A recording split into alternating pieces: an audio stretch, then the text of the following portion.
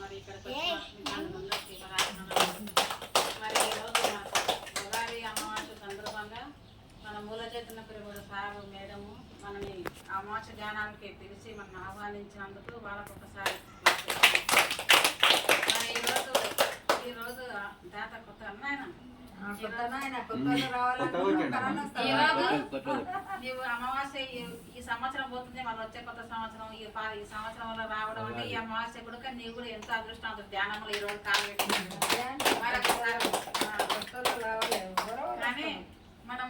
ఈ రోజు ఎన్ని దినాలకు నువ్వు ఇప్పుడు ధ్యానం తెలుసుకున్నావు అదొకటి ఇంకా పెద్ద పుణ్యం. కానీ మనకి ఇన్ని దినాలు తెలియక కొన్నాళ్ళు, కొంతమంది తెలిసి కొన్నాళ్ళు, కొంతమంది తెలిసిన కూడా అది ఓపిక ఉండదు రానికి ఎవరిక వచ్చిందనక మీరు ఎన్నో జన్మల అనుభవం ఉంటేనే మీరు వచ్చిందన్నట్టు చాలా ఒక్కసారి క్లాస్ పెట్టాం. మరి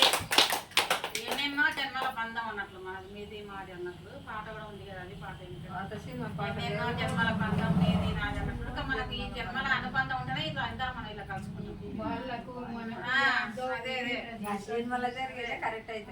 ధ్యానమే మనకు సర్వరోగ